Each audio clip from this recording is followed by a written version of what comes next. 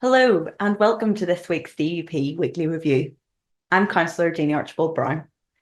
In the Assembly, Paul Frew MLA spoke powerfully on the urgent need to protect women and girls in our society and how the system is failing victims.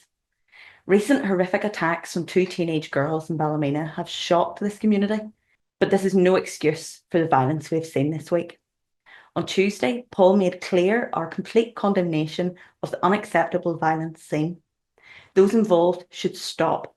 The place for justice is not the street, it is found in the courtroom.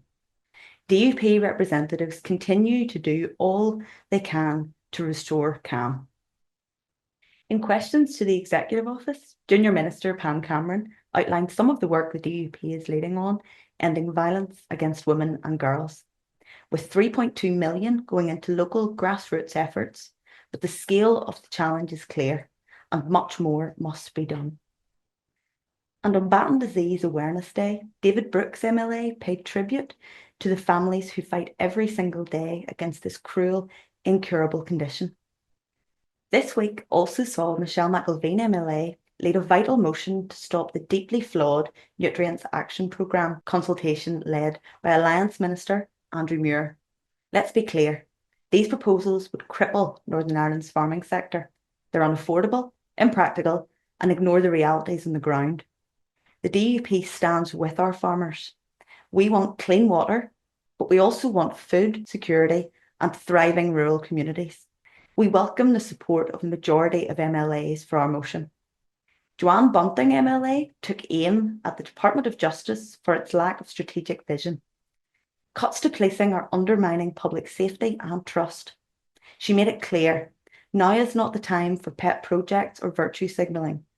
Every penny must serve the people, and the people want safe streets, strong policing, and reliable services.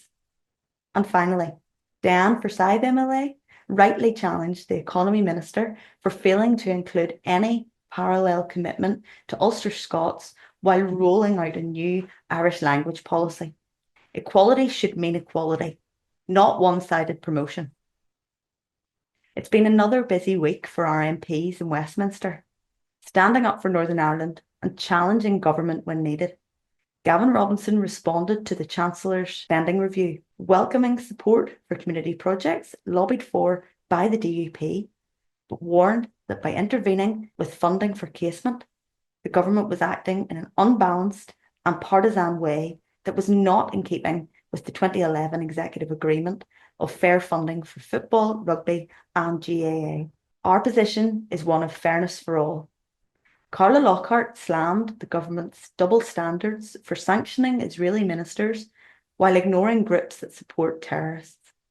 And at Wales Questions, she highlighted the Irish Sea border's impact on trade, asking why businesses in GB are being blocked from sending parcels to Northern Ireland. Sammy Wilson tackled energy policy, warning the government that shutting down UK oil and gas is costing us jobs, investment and energy security.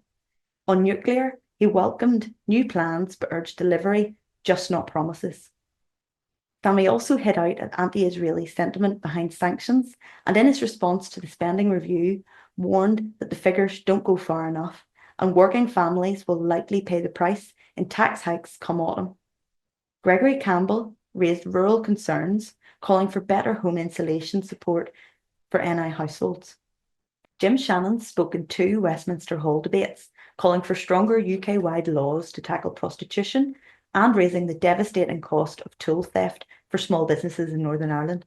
He too challenged the government over the Israel sanctions, pointing to the dangerous optics and the need for clarity.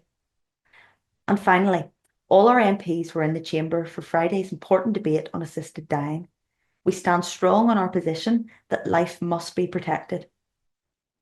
That's all for this week. Join us next week as we keep standing up for you on the issues that matter.